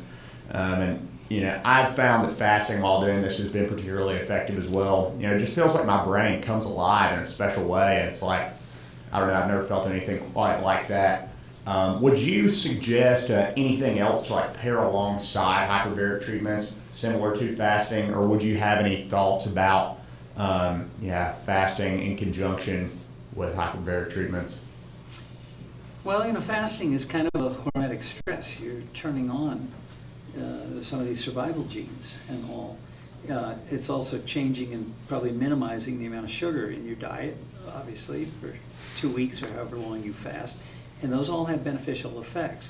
But the other things that have been effective in my experience, or there's evidence for them, is photobiomodulation, light therapy, with either diodes or laser, is showing some effect in people with traumatic brain injury, and may have some common pathways with hyperbaric oxygen therapy. EEG neurofeedback is another one. And so it's one of the most frequent things that, even though I have the equipment and all, I'm not trained in that, and I don't offer it. I'm just, we answer the hyperbaric question. But after you have changed the brain with hyperbaric oxygen therapy, EEG neurofeedback, after you change the brain, EEG neurofeedback trains the brain to use most efficient electrical pathways. And it can be very helpful in traumatic brain injury. And those are the two main ones that I recommend to people. Stem cells always come up, and there's a Chinese study showing in acute, I think it was moderate to severe traumatic brain injury, and a stem cell administration, and then outcome measurement a year later, and they claimed a difference in outcome between the two groups. Hyperbaric oxygen therapy, as it turns out, and as we talked about earlier today, if you go to the Team Luke Hope for Minds website and the lecture I gave on hyperbaric oxygen and stem cells, hyperbaric oxygen affects the stem cells at every single step in the process in our body. So how much more exogenously administered stem cells, i.e. IV or whatever, can help? Not as certain about that. But those are the two main therapies. Can you think of anything else? MCT oil? Well, yeah, MCT oil, of course, is part of what the whole Omega-3? Ketogenic diet is about, and what Certainly. fasting kind of is getting to. It's burning your own fat, omega-3s, yes. I'm not so convinced and knowledgeable about the actual research that's showing benefit, let's say, in traumatic brain injury. But your hyperbaric treatment, even on a longer-term basis, can continue to be stimulative and helpful. Thank you very much. I appreciate it. Thank you. So, one of the topics that Dr. Stevens could add to this was that he mentioned that when you're fasting, that your body's producing more stem cells, as well as the hyperbaric oxygen. And is that? I didn't know that. That's true, right, Dr. Stevens? I didn't hear what you said, I'm sorry. You had mentioned that with fasting, that your body's producing more stem cells, that when you're fasting. You activate stem cells, ketones as well, ketogenic diet like you mentioned. HVMN is a company that did some DOD work with ketone esters, which are rapidly absorbed. And they worked with special forces for a few years and had some significant success with ketone esters, at least temporally on a daily basis. It was brain clarity and focus and stamina. So to that point, with the hyperbarics together, you have all this clarity, and I sort of joke, is that why you're fasting? You seem to notice every little creature that goes by because you're so hungry. That you notice things you don't normally notice. Hi, Doctor. Thank you so much. I've really enjoyed it. I have so many questions, but I'm going to try to stick to a couple of them. And really, it's around well care, because, of course, in the medical world these days, everything is pretty much around sick care. It's around taking an approach for people who have already suffered either a traumatic injury or some of the other things you've discussed today. So I was a professional athlete for many years, a runner primarily. I had, I'll be 60 years old next month, and I had concussions when I played football in high school. I had a few concussions throughout the years, mountain biking and falling off other things, and nothing for a number of years. I also have a history of Alzheimer's in my family, so there are these things speaking to me at this point, in my life as I start slowing down some physically. Although I run very long distances. I'm still extremely active. So for me, I'm quite interested in how this can help me. as a person who's not dealing with anything in particular other than the fact that I want to be healthier. Interestingly, just to finish up the thought, so I'm partners with Deepak Chopra in I've been clean and sober for 30 years now, so I love the question that came earlier. And you know, so another part of my history was as an addict and an alcoholic in my 20s, and I'm happy to say that's you know, well behind me. I've spent a fair amount of time with David Sinclair, and we've had some debates around longevity, and you know, I give him a bit of a hard time about the fact that he wants to give me a pill, you know, for $10,000 to help me live longer, and I always say, well, what about movement? What about physical movement? How about, you know, you get out and actually move your body and all that? And I understand his point of view, and I admire his research and the things that he's doing. But so the question buried in all of that is, you know, for someone like me who just wants to be healthier and live a healthier life, I'd rather live a healthier life necessarily than a longer one. Both would be awesome. But like how this can help me. Well, I just ask you, you got a lot of mileage on you, literally, right? Indeed. And have you wounded your brain? Have you wounded your body? There's pretty much no doubt. I mean, a lot of sleep deprivation too. So, you know, and I think we touched on this a little bit before. Our body has redundancy in it, every organ system. You have 2 lungs, take one out. You're going to have trouble doing your long distance running. You're going to have trouble in Denver, Colorado, etc. Got 2 kidneys. You can lose 40% of your left ventricle of your heart with a heart attack. You'll still survive, but you're going to be compromised. You lose that reserve capacity. The brain is no different. So alcohol, tobacco, addiction, whatever, takes some toll.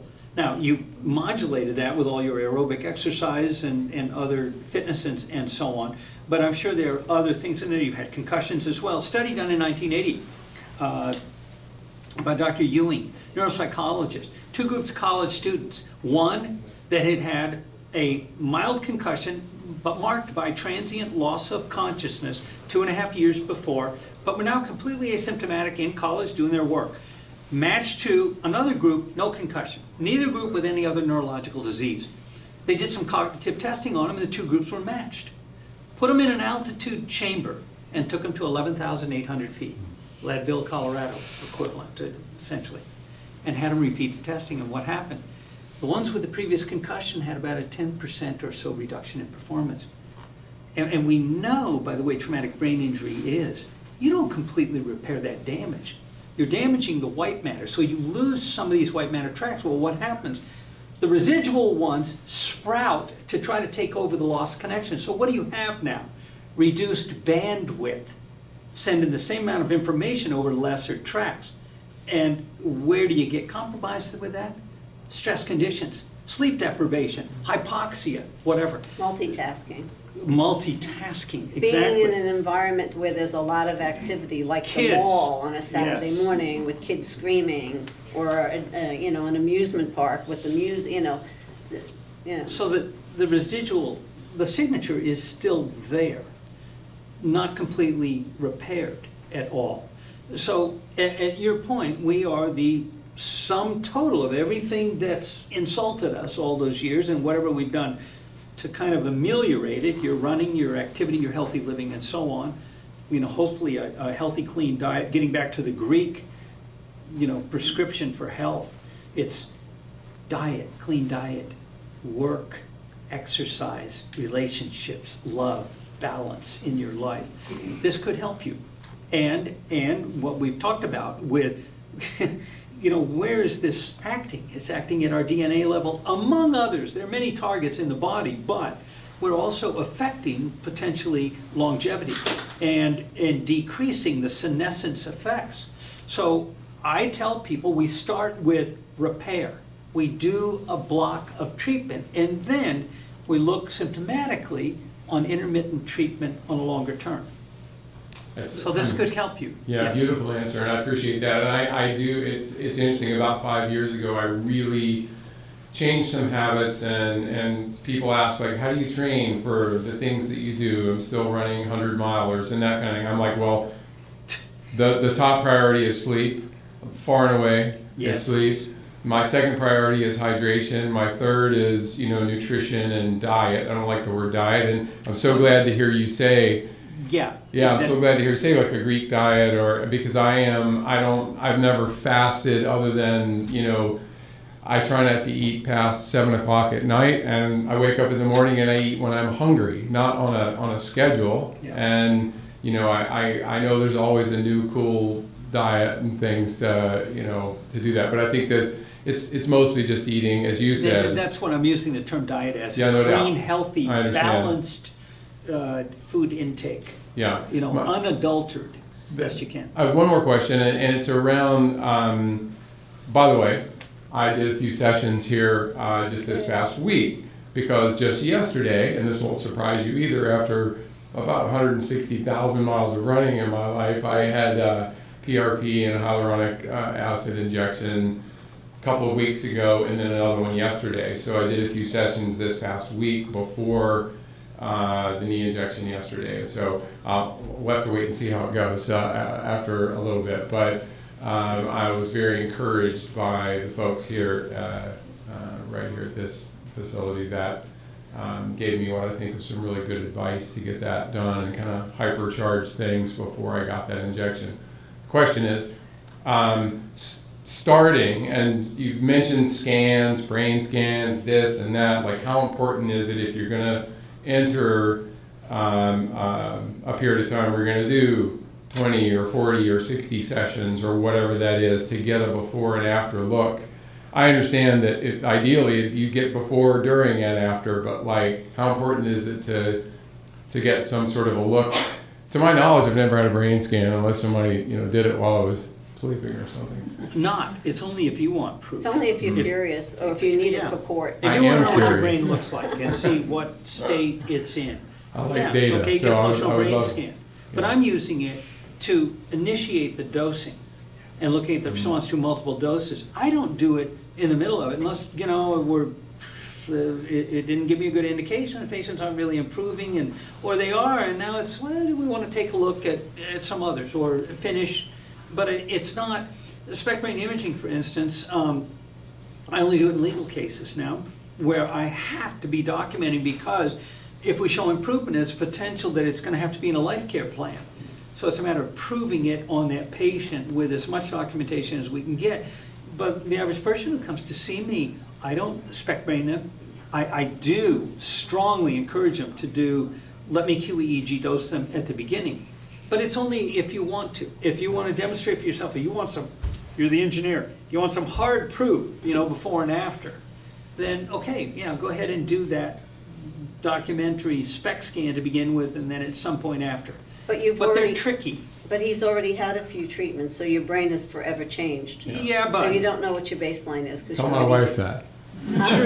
True, but I mean, you're still, if you're embarking on, let's say, a prolonged course and all, you can start and document it that way if you want, Yeah. Thank It's you not so much. necessary. Yeah, really amazing. Thanks so much. You're welcome. Pleasure. So we have some more questions. I think we're good.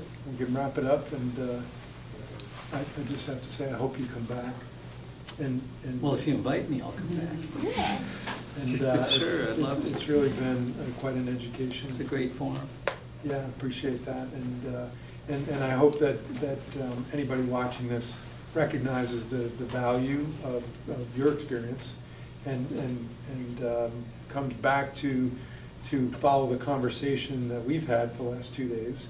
I think we'll have 6 or even 8 segments on the conversation that we had, uncovering many of these topics that are in your book, and that they reach out and get the book. And Well, and I would say one other thing. I mean, the whole point of this is exactly what we had talked about earlier, and what the original goal was back there in 1989, 1990, and these early cases, was to try to get the word out. And that's what this is attempting to do. But what I'd also plug is for people to go online and search Harch Systematic Review or Harch Frontiers in Neurology to get the systematic review on hyperbaric oxygen in mild traumatic brain injury, persistent post-concussion syndrome. And look at that, because it discusses many of these topics in the discussion section. Yeah, there's all sorts of data and all sorts of other things, but it also, for the first time, looked at studies and the dose of pressure and the dose of oxygen, and what it showed was the pressure was the more important one. That there was a broad range of oxygen dose that seemed to work, but the pressure was probably the most important or dominant effect. But in there is discussed these controversies and how this all fits, and finally leads to the conclusion that this meets the highest level of evidence. It can be used now for patients to try to get reimbursement for this therapy from their insurance company, because their diagnosis isn't on the routine list. So on first application and submitting the bill, they'll probably get it rejected. But on appeal, it goes to an appeal committee where you can present the evidence for the therapy that you had. And what they want to see is randomized trials. Here are 6 randomized trials now, and a systematic review, and no dissenting opinion yet on that. Well, I know in one of our conversations, we got pretty deep into the insurance piece. Yes. And strategies on getting reimbursed, for Right. treatment. And so I think that's a value, and we have some projects, I think, that we talked about to make it easier and to take this a little further faster.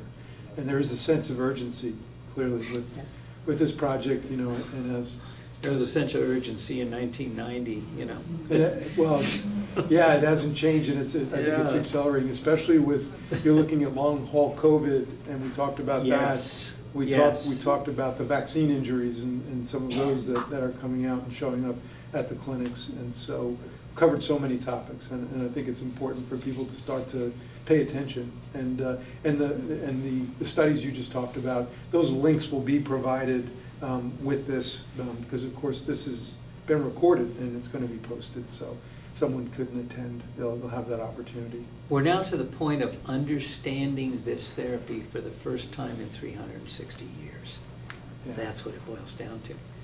And the results and the information is just undeniable. And the potential to change the quality of life, healthcare even worldwide, is immeasurable.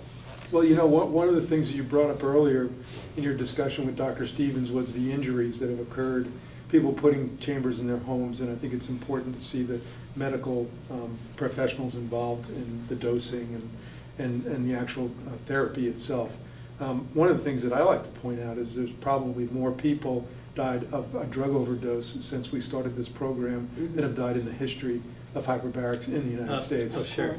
Oh, yes. And so it is a drug, and the pressure and the oxygen are components, and the time, as you brought up earlier, and maybe the levels and the cycling of that and the number of treatments, all important, and that's why it's important to seek out some medical advice with the expertise like yourself and Dr. Stevens that have experience in this area. So I hope people understand that, and that they don't see any concern or fear in that, just going to the right place. I think it's important to seek out that professional. Just because you read this book doesn't make you an expert.